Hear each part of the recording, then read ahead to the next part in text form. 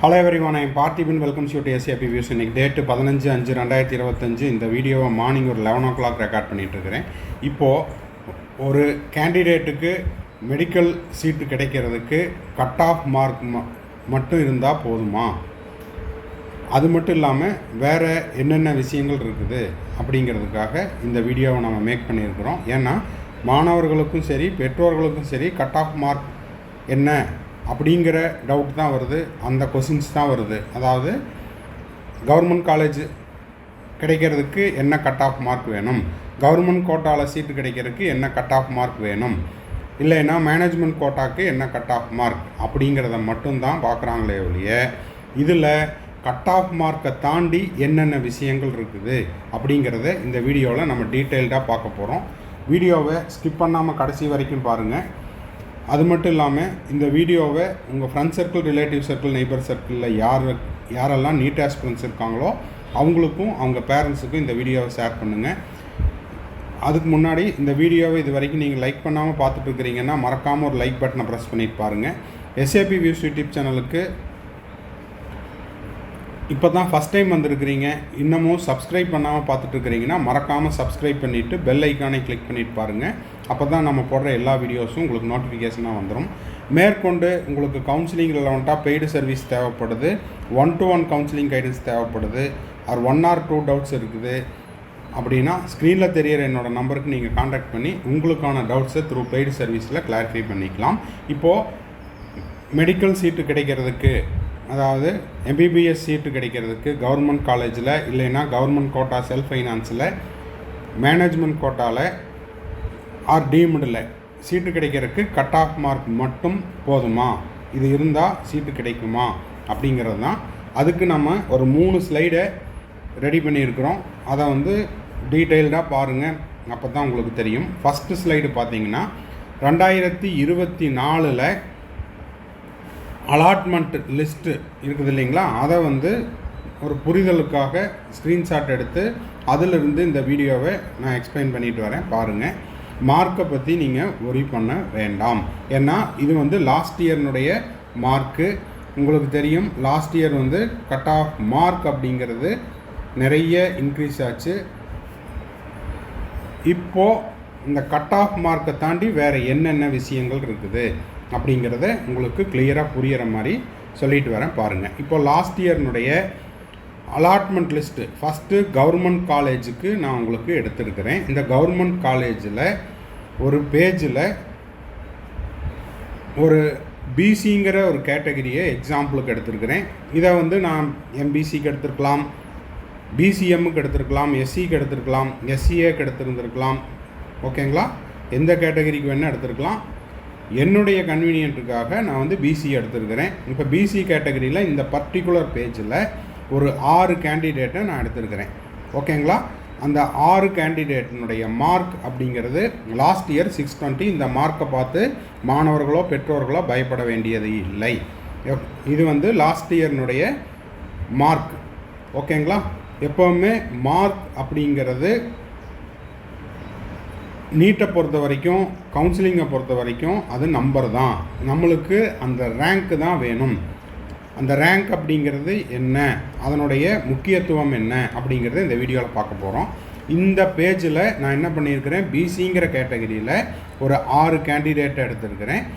பிசிக்கு last year பார்த்தீங்கன்னா 620. இப்போது இந்த பர்டிகுலர் பேஜில் நான் ஒரு எக்ஸாம்பிளுக்காக, உங்களுடைய புரிதலுக்காக, எளிமையான புரிதலுக்காக ஒரு பேஜ் எடுத்துருக்கிறேன். அந்த ஒரு பேஜில் பிசிங்கிற கேட்டகரியை நான் எடுத்திருக்கிறேன். அதில் 6 மாணவர்கள் எடுத்திருக்கிறேன். இந்த 6 மாணவர்களில் 6 மாணவர்களுமே 620 மார்க் தான் வாங்கியிருந்தாங்க லாஸ்ட் இயரில். சரிங்களா, இவங்க எல்லாருமே 620 அப்படின்ற மார்க் தான். ஆனால் இந்த 620ங்கிற மார்க்கை நான் என்ன பண்ணியிருக்கிறேன் பாருங்கள். உங்களுக்கு ஃபஸ்ட்டு 3 கலரை 3 கேண்டிடேட்டை எல்லோ கலரில் ஹைலைட் பண்ணியிருக்கிறேன். அடுத்த 3 கேண்டிடேட்டை ப்ளூ கலரில் ஹைலைட் பண்ணியிருக்கிறேன். அப்போது 620ங்கிற மார்க் எடுத்த 6 மாணவர்களில் முதல் 3 மாணவர்களுக்கு அரசு மருத்துவக் கல்லூரி கிடச்சிருக்குது.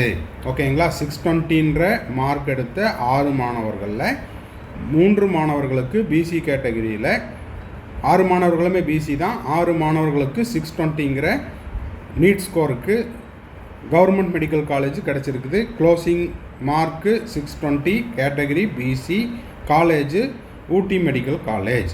ஓகேங்களா? அடுத்த ரிமைனிங்கில் இருக்கிற 3 மாணவர்களுக்கும் 620ங்கிற மார்க்குக்கு பிசிக்கு பார்த்தீங்கன்னா கவர்மெண்ட் கோட்டாவில் செல்ஃப் ஃபைனான்ஸ் காலேஜ் கிடச்சிருக்குது, பிஎஸ்ஜி அலாட் ஆகிருக்குது. ஓகே, இப்போது உங்களுக்கு ஒரு புரிதல் இருக்கும் அப்படின்னு நினைக்கிறேன். அந்த கட் ஆஃப் மார்க்கை நம்ம டச் பண்ணிட்டா நம்மளுக்கு சீட்டு கிடைக்கும் அப்படிங்கிற மீனிங் இல்லை. இதனால் மாணவர்களோ பெற்றோர்களோ பதட்டம் அடைய வேண்டாம், பேனிக் ஆக வேண்டாம். ஓகேங்களா? அதே மாதிரி இந்த மார்க் அப்படிங்கிறது போன வருஷத்தினுடைய கட் ஆஃப் மார்க் தான். ஓகேங்களா? இந்த வருஷம் பேப்பர் டஃப்பு, கட் ஆஃப் அப்படிங்கிறது குறையும். இந்த இடத்துல கட் ஆஃப் அப்படிங்கிறது மார்க்கை சொல்லலை, நம்மளுக்கு ரேங்க். இப்போ பிசி கேட்டகரி அப்படின்ற மாதிரி இருந்தால் நம்மளுக்கு எந்த ரேங்க் வரைக்கும் இருக்கணும்? 3180 இந்த ஜென்ரல் ரேங்க்குள்ளே இருக்கணும். அதுபோக பிசியினுடைய கம்யூனல் ரேங்க்குள்ளே நம்ம இருக்கணும். அப்போது நம்மளுக்கு சீட்டை டிசைட் பண்ணுறது அப்படிங்கிறது மார்க்கு கிடையாது, ரேங்க் தான். ஓகேங்களா? அதனால் ப்ரெடிக்ஷனை பார்த்துட்டு கட் ஆஃப் மார்க் போடுறாங்க, நானும் போட்டிருக்கிறேன். அதனால் கட் ஆஃப் மார்க் இந்த மார்க் இருந்தால் போதும் அப்படின்ற அந்த புரிதல் உங்களுக்கு இருக்கக்கூடாது. என்ன நம்ம புரிஞ்சுக்கணும் அப்படின்னா, அந்த ரேங்க்குள்ளே நம்ம இருக்கிறோமா? இப்போ பார்த்தீங்கன்னா 3180ங்கிற ரேங்க்குக்கு கவர்மெண்ட் காலேஜ் கிடச்சிருக்குது. 3181, 183, அதுக்கப்புறம் 185. புரியுதுங்களா? இந்த ரேங்க்குக்கெல்லாம் கவர்மெண்ட் காலேஜ் கிடைக்கல. புரியுதுங்களா? இப்போது இது பிசி கேட்டகரிக்கான கட் ஆஃப் மார்க்கை பற்றின ஒரு எக்ஸ்ப்ளனேஷன். கட் ஆஃப் மார்க் மட்டும் போதாது, நம்ம கட் ஆஃப் மார்க்கையும் எடுத்துருக்கணும், அந்த ரேங்க்குள்ளே இருக்கிறோமா அப்படிங்கிறது தான் இந்த இடத்துல முக்கியமான விஷயம். இதை சொல்கிறதுக்காக தான் உங்களுக்கு இந்த வீடியோவையே மேக் பண்ணியிருக்கிறேன். அது மட்டும் இல்லாமல் சேம் மார்க்காக இருக்கும்போது அதுக்கான டை பிரேக்கிங் ரூல்ஸ் என்டிஏனுடைய ப்ராஸ்பெக்டஸில் கிளியராக கொடுத்துருக்காங்க. சேம் மார்க்காக இருக்கிற பட்சத்தில் அடுத்தது அவங்களுடைய பயாலஜி மார்க் பார்ப்பாங்க. பயாலஜி மார்க் 2 சேமாக இருக்கிற பட்சத்தில் அதுக்கப்புறம் கெமிஸ்ட்ரி மார்க்கு. அதை பற்றின டீட்டெயில் வீடியோ நம்ம ஆல்ரெடி போஸ்ட் பண்ணியிருக்கிறோம், பார்த்துக்குங்க. என்டிஏனுடைய ப்ராஸ்பெக்டஸில் இருக்குது. அப்போது நீட்டில் கட் ஆஃப் மார்க் எவ்வளோ முக்கியமோ அதை விட முக்கியம் அப்படிங்கிறது கட் ஆஃப் ரேங்க். இன்னொன்று சொல்கிறேன் பாருங்கள் அடுத்த ஸ்லைடில். இந்த ஸ்லைடில் உங்களுக்கு கட் ஆஃப் மார்க் மட்டும் நம்மளுக்கான சீட்டு அப்படிங்கிறது கிடையாது, சாய்ஸ் ஃபில்லிங்கும் இம்பார்ட்டண்ட். இங்கே பாருங்கள், ஒரு பேஜில் 620 அப்படின்ற மார்க் எடுத்த மாணவர்கள், 621 மார்க் எடுத்த மாணவர்கள், இதில் எல்லோ கலரில் கொஞ்சம் ஹைலைட் பண்ணியிருக்கிறேன், க்ரீன் கலரில் கொஞ்சம் ஹைலைட் பண்ணியிருக்கிறேன். இப்போது 621 எடுத்த 620 எடுத்த மாணவர்களுக்கு அரசு கல்லூரி கிடச்சிருக்குது. ஆனால் 621 எடுத்த ஒரு பிசிங்கிற மாணவர், நம்ம எல்லாமே பிசியை மட்டும்தான் ஒரு உதாரணமாக எடுத்துருக்குறோம். இப்போது பிசி 621 எடுத்த மாணவர் அவர் என்ன பண்ணியிருக்காரு, சாய்ஸ் ஃபில்லிங்கில் அவருக்கு செல்ஃப் ஃபைனான்ஸ் காலேஜில் தான் எனக்கு சீட்டு வேணும் அப்படின்னு சாய்ஸ் ஃபில்லிங்கில் அந்த காலேஜ் போட்டிருக்காரு. ஸோ இதில் நம்மளுக்கு கட் ஆஃப் மார்க்கும் எவ்வளோ முக்கியமோ அதே போல் கட் ஆஃப் ரேங்க்கும் முக்கியம். அந்த ரேங்க்குள்ளே இருக்கிறோமா? அடுத்தது அதாவது அந்த மாணவருக்கு சாய்ஸ் ஃபில் பண்ணுற அந்த மாணவருக்கு அரசு கல்லூரி தேவைப்படுதா, இல்லை கவர்மெண்ட் கோட்டாவில் இருக்கக்கூடிய ஒரு ப்ரைவேட் காலேஜ் தேவைப்படுதா அப்படிங்கிறது சாய்ஸ் ஃபில்லிங் அப்படிங்கிற ஒரு விஷயம் அந்த இடத்துல மோர் இம்பார்ட்டண்ட். ஓகேங்களா? ஸோ இது 2வது ஸ்லைடு. 3வது ஸ்லைடு எடுத்துக்கிட்டோம் அப்படின்னா, எம்பிபிஎஸ்ஸுக்கும் பிடிஎஸ்ஸுக்கும் சீட்டை cut off MBBS, cut off for MBBS அப்படின்ற மாதிரி இந்த ஸ்லைடை எடுத்துருக்கிறேன். இதுவும் பிசி கேட்டகரிக்கு தான். இப்போ பார்த்தீங்கன்னா 580 பிசி எடுத்த மாணவருக்கு எம்பிபிஎஸ் ப்ரைவேட்டில் கிடச்சிருக்குது. அதே 580ல் பார்த்திங்கன்னா பிடிஎஸ் கிடச்சிருக்குது. இதுக்கு 2 காரணங்கள் இருக்கலாம். ஒரு காரணம், அந்த ரேங்க்குள்ளே 580 எடுத்த மாணவர்கள்லேயே 4 பேர் இருக்காங்க. அந்த ரேங்க்குள்ளே அவங்க இருக்காங்களா அப்படின்னா எம்பிபிஎஸ் கிடச்சிருந்துருக்கும்.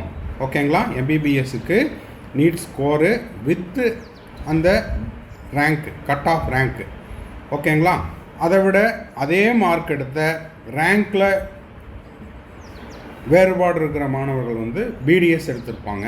இல்லைன்னா எனக்கு வந்து எம்பிபிஎஸ்சில் ஃபீஸ் அதிகமாக இருக்குது, ஸோ நான் வந்து சாய்ஸ் ஃபில்லிங்கில் கவர்மெண்ட் பிடிஎஸ் கிடச்சா பரவாயில்ல, செல்ஃப் ஃபைனான்ஸில் கிடச்சா பிடிஎஸ் கிடச்சா அதை விட எனக்கு ஃபீஸ் கொஞ்சம் குறைவாக இருக்குது அப்படின்ற காரணத்துக்காகவும் சாய்ஸ் ஃபில்லிங்கில் அவங்க மாற்றி போட்டு வந்திருக்கலாம்.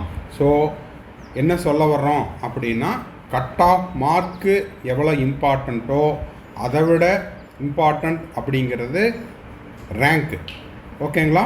அடுத்த விஷயம், சாய்ஸ் ஃபில்லிங்கில் நம்ம எந்த மாதிரியான சாய்ஸ் ஃபில்லிங் கொடுக்குறோமோ அதனை பொறுத்தும் நம்மளுக்கு வந்து சீட் அலாட் ஆகுதா அப்படிங்கிறத தெரிஞ்சுக்க முடியுது. இந்த வீடியோ உங்களுக்கு யூஸ்ஃபுல்லாக இருந்துச்சுன்னா மறக்காமல் ஒரு லைக் பட்டனை ப்ரெஸ் பண்ணிவிட்டு, இது வரைக்கும் சப்ஸ்கிரைப் பண்ணாதவங்க சப்ஸ்கிரைப் பண்ணிவிட்டு பெல் ஐக்கானை கிளிக் பண்ணிவிட்டு பார்த்தீங்கன்னா நம்ம போடுற எல்லா வீடியோஸும் உங்களுக்கு நோட்டிஃபிகேஷனாக வந்துடும். மேற்கொண்டு உங்களுக்கு கவுன்சிலிங் ரெலவெண்ட்டாக பெய்டு சர்வீஸ் தேவைப்படுதுன்னா ஸ்க்ரீனில் தெரிகிற என்னோடய நம்பருக்கு நீங்கள் கான்டாக்ட் பண்ணி உங்களுக்கான டவுட்ஸை த்ரூ பெய்டு சர்வீஸில் கிளாரிஃபை பண்ணிக்கலாம்.